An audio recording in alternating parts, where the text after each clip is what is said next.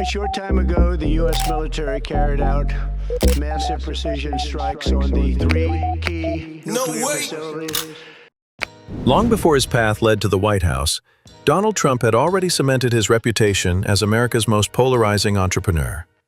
He was a titan of the real estate world, a reality television icon, and a figure at the heart of endless controversy. But be advised, this video won't focus on tariffs or other fleeting political squabbles. Instead, we will explore the true origins of Donald Trump. Was he a self-made man or just a pampered child? How real were his alleged ties to the mafia? And critically, did he truly know the 6 secret words to charm any woman he desired? Donald John Trump entered the world in 1946 in the New York borough of Queens. His mother was Mary Ann McLeod, a Scottish immigrant, and his father was Fred Trump, a developer who had built a fortune on affordable housing in the city's suburbs. Fred chose to conceal the family's German heritage during World War II. In the post-war years, he founded the Trump Corporation, specializing in government-subsidized residential projects for soldiers and veterans. Abbas was no innovator, and he certainly wasn't a risk-taker. His expertise came from the ground up. Having worked in construction since his teenage years, he possessed an intimate knowledge of the real estate business. This practical wisdom allowed him to capitalize on every opportunity that crossed his path. The Trumps raised 5 children. Fred's parenting style was cold and demanding.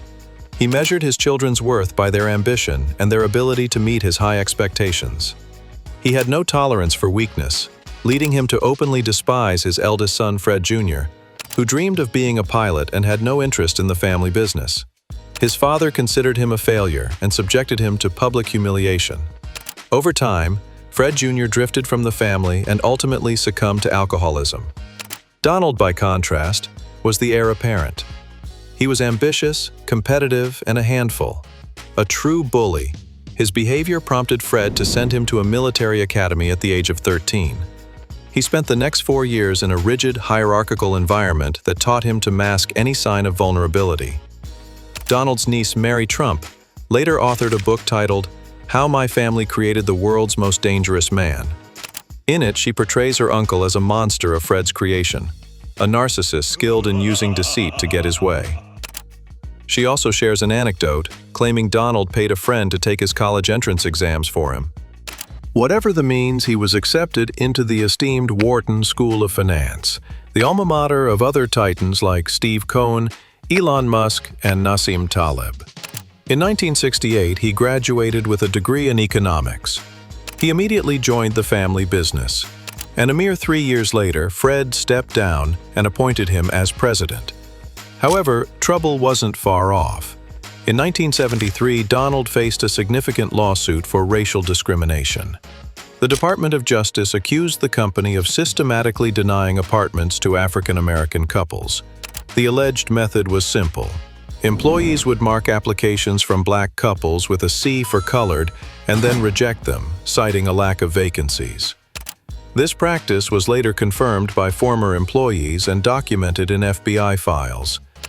Confronted with this crisis, Donald sought out Roy Cohn, the most feared attorney in New York. Cohn, once a key figure in the anti-communist McCarthy era, had reinvented himself as the go-to lawyer for New York's top mafia families, including clients like Fat Tony Salerno and John Gotti, and other ruthless moguls.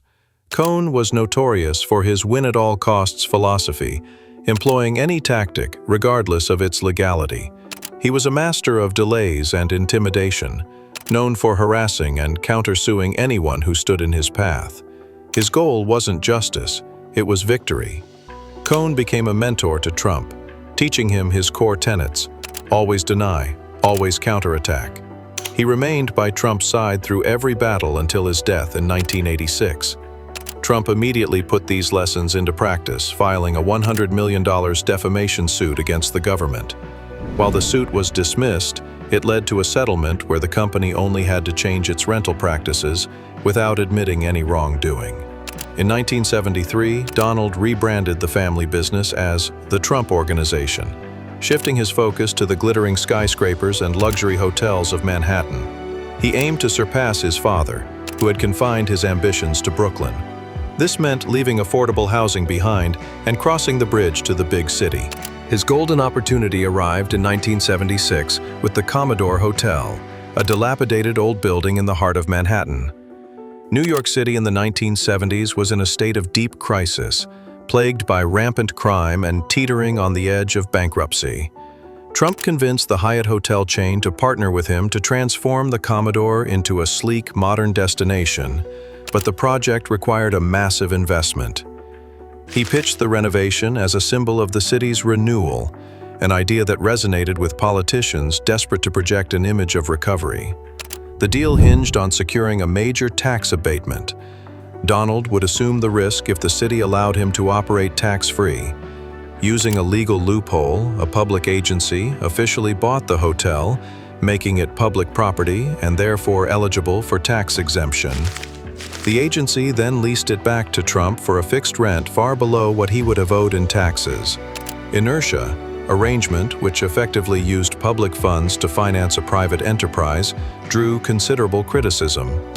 According to a ProPublica investigation, this single tax deal has cost New York City over $410 million in lost revenue over the years.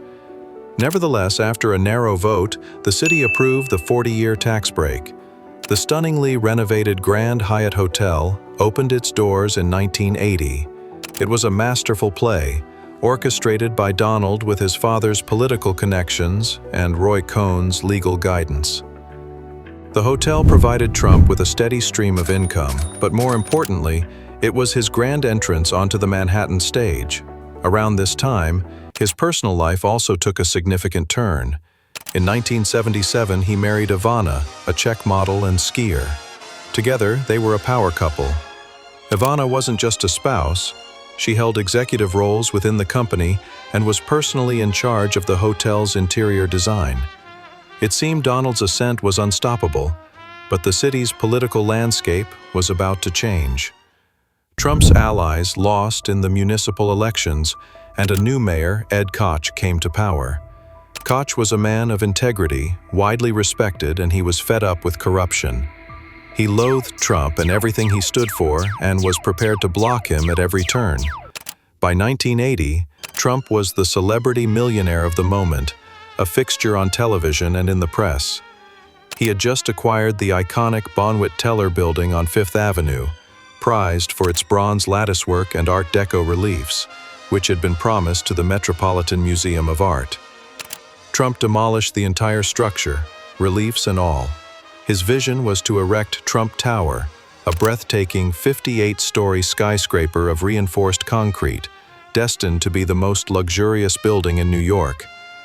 As a mock compensation for the lost art, he installed a 7-meter poster of a model inside the construction zone, whose bikini would dissolve in the rain.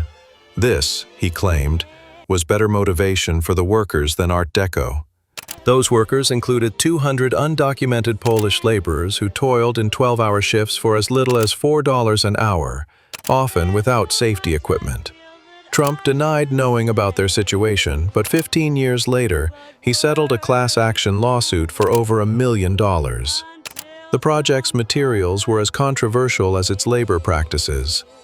While most skyscrapers were built with steel frames, Trump opted for concrete, requiring thousands upon thousands of tons. The concrete industry in New York was firmly under the control of the Genovese and Gambino crime families. Two key figures, Paul Castellano and Fat Tony Salerno, ran a company that supplied concrete at inflated prices, but guaranteed a smooth, delay-free process with no labor disputes. Conveniently, Castellano and Salerno were also clients of Roy Cohn, who facilitated these connections. The ethical price was steep, but the mob was efficient, and in 1980s New York, real estate development was often entangled with such practices. Trump celebrated its grand opening in 1983 with a lavish party attended by New York's elite. The building became the headquarters for the Trump Organization and a bastion of luxury, with exclusive boutiques and high-end residences. However, the quality of the apartment finishes was notoriously poor. Trump knew his buyers were paying for the prestigious address, not for superior craftsmanship. Mayor Ed Koch attended the opening and even appeared to be enjoying himself, but he was planning to give Trump a headache.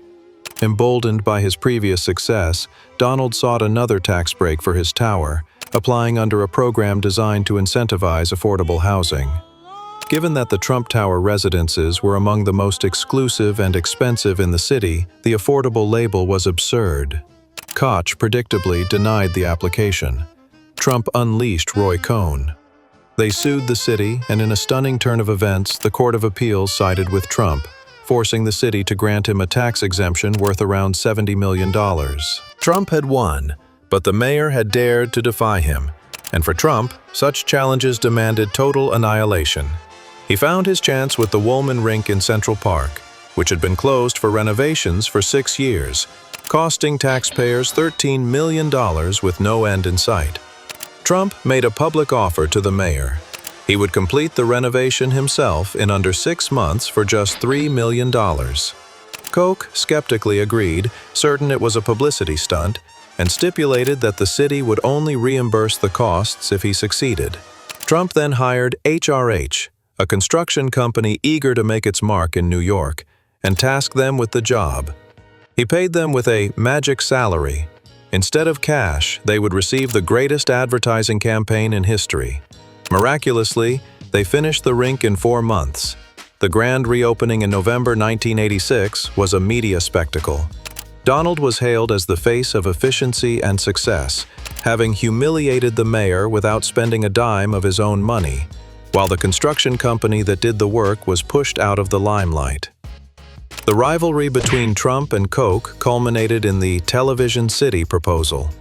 Trump dreamed of building the world's tallest building, a 150-story tower, as part of a massive development with thousands of apartments and television studios on a former industrial site on the Upper West Side.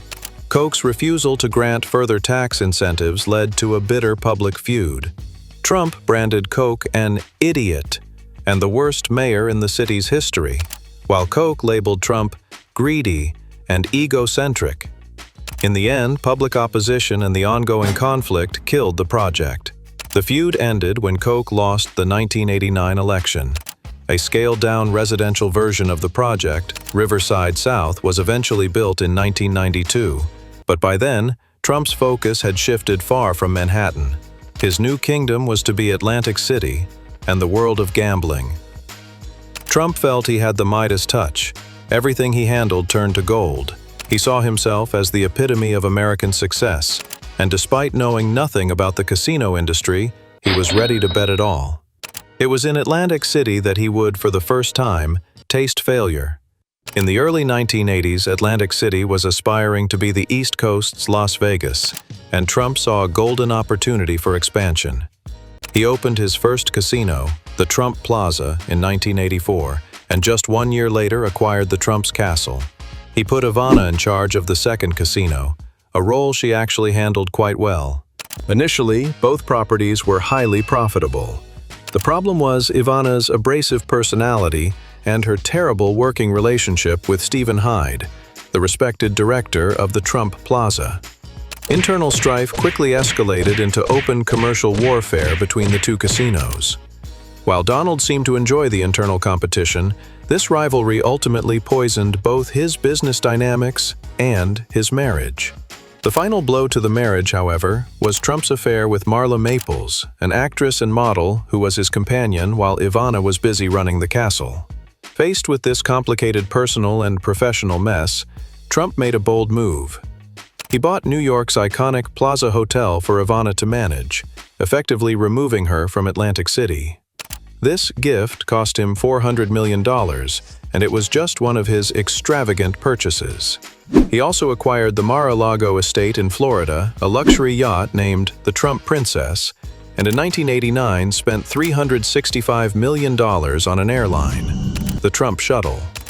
But his most audacious gamble was the Taj Mahal. Not the original, but a competitor's half-finished casino project. Trump bought it and vowed to complete it on a gigantic scale.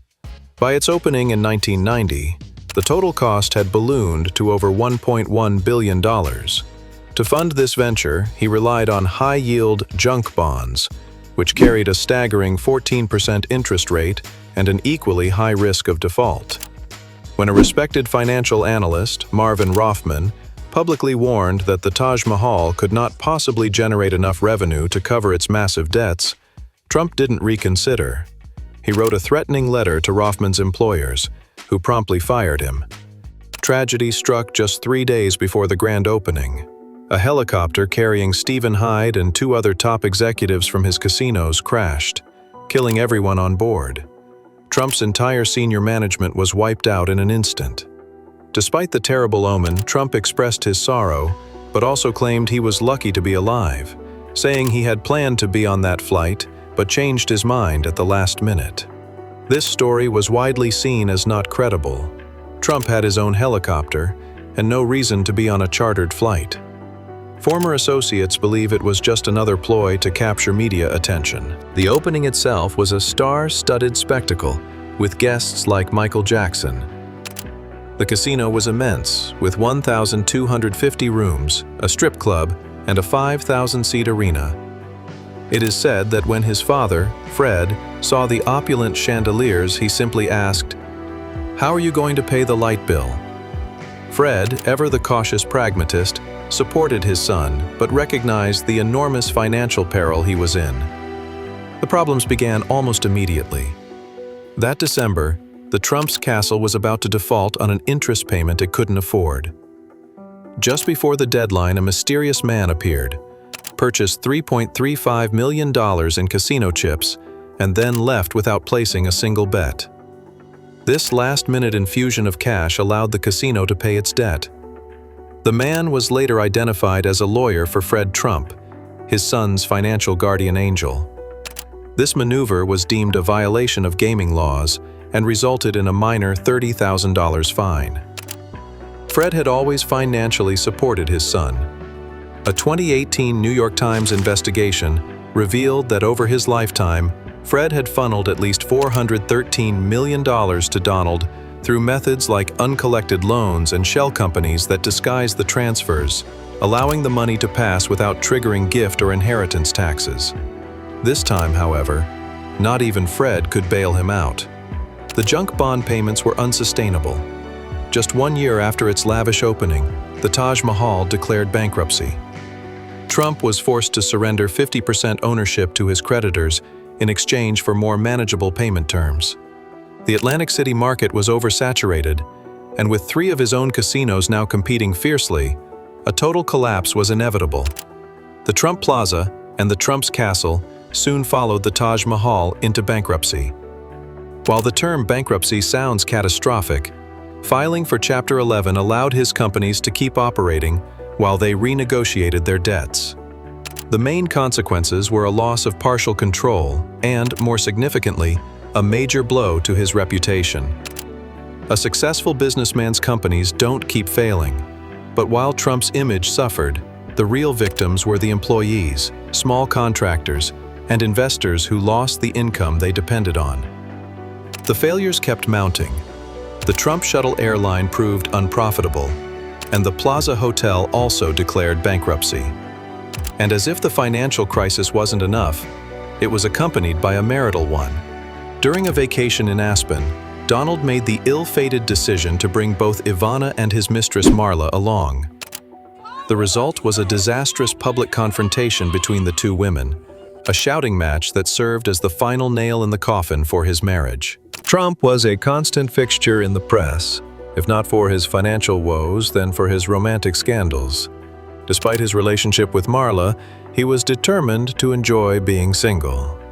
A man identifying himself as John Miller, supposedly a representative for Trump, began calling magazines like Sawney people. This representative boasted that his boss was dating Carla Bruni and had caught the eye of Madonna. The catch? John Miller's voice was indistinguishable from Donald Trump's. The seductive tycoon was planting his own stories as a legendary heartbreaker. His relationship with Marla was also rocky, with every development chronicled by the tabloids. They did eventually marry, but only after pressure from Trump's parents when Marla became pregnant with his child. The Trump Organization was in dire straits, facing a debt of over $3.4 billion. Trump himself was on the brink of personal bankruptcy, hounded by the press, with his reputation in tatters. And yet today, many see him as a business genius. Because at that moment, when he seemed utterly cornered by debt and public shame, Trump conceived his greatest idea yet. It wasn't a new building or another company.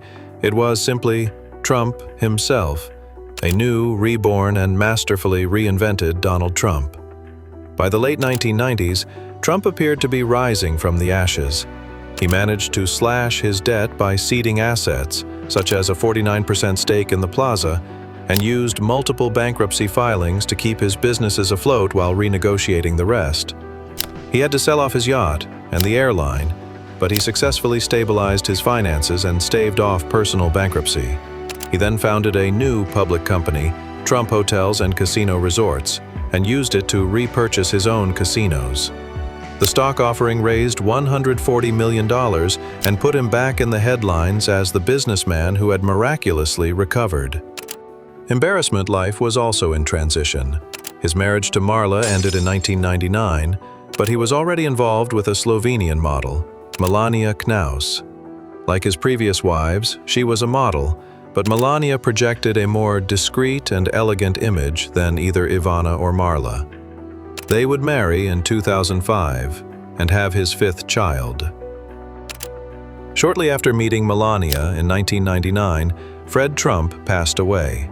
Donald would now have to walk on his own, but his father's core lessons, the obsession with winning, the disdain for weakness, and the insatiable need for recognition, would remain with him forever. Despite this financial recovery, the Donald Trump of the early 2000s was not the celebrated magnate of the 1980s. He was an indebted businessman with a tarnished reputation. But in the world of television, none of that mattered. Television could manufacture celebrity from nothing, and Trump offered to play a part he knew intimately: the ultra-successful millionaire. The Apprentice, a reality show that cast him as a business mastermind, an infallible leader who could decide fates with a single iconic phrase, "You're fired." Each week, contestants would compete in business-related challenges, and Trump would eliminate them one by one. The show was a cultural phenomenon. The official prize was a one-year contract to manage a Trump company, but the real reward was fame, and the biggest winner of all was Trump himself. On TV, he was authoritative, confident, and successful. It hardly mattered that his real-life casino company filed for bankruptcy yet again in 2004. Through this television success, Trump grasped a fundamental truth. He no longer needed to build things. His most valuable asset was his own name, the name of a winner. Trump had essentially become a personal brand, long before that concept became mainstream in the age of social media. He began licensing his image and monetizing his persona like any other product. The Trump name could be slapped on anything to associate it with success: towers, hotels, golf courses, bottled water, steaks, and even a university. He invested no money and did no managing. He simply collected a fee for the use of his name. And the best part? It didn't matter if these ventures succeeded or failed. That wasn't his business anymore. He had entered the business of attention. During this period, he also bought the Miss Universe organization, giving him control over a global entertainment spectacle. He surrounded himself with glamour, cameras, and pageantry. He seemed to be just another television celebrity, but Trump had been flirting with the idea of a political career for years. He had already floated the idea of running for president in 2000 with the Reform Party, and was never shy about sharing his opinions on the economy or immigration on TV and Twitter. His true political obsession, however, ignited with Barack Obama. In 2011, Trump became the most prominent voice in the birther movement, a conspiracy campaign that baselessly claimed Obama was not born in the United States and demanded to see his birth certificate. After the ensuing controversy, Obama released the document, but Trump never apologized. A few days later, Trump was a guest at the White House Correspondents' Dinner, an annual event where the president traditionally roasts journalists and celebrities. To Trump's surprise, Obama made him the main target of his monologue. He began by showing a clip from The Lion King as his official birth video, before turning his sights directly on Trump. He mercilessly ridiculed Trump's political posturing, joking that his only executive experience came from firing people on a reality show, and lampooned what the White House might look like under a President Trump. As the room filled with laughter, Trump sat stone-faced, a forced smile plastered on his face, saying nothing. Many who were there believed that this was the moment everything changed. He could not stand the public humiliation, the very thing he had spent his entire life trying to avoid. The lesson from his father and Roy Cohn was deeply ingrained. When you get hit, you must hit back twice as hard. What began as a joke would soon become an unstoppable political force, and we all know what happened next. Trump reached the White House. And that's where this story concludes for now. From a real estate developer to a reality TV star, and finally, to the highest office in the nation. It's a journey filled with controversy, ambition, and a relentless drive that is unlike any other.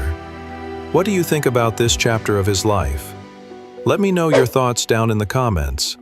Thank you for watching, and if you found this deep dive interesting, be sure to like the video and subscribe for more. We'll see you in the next one.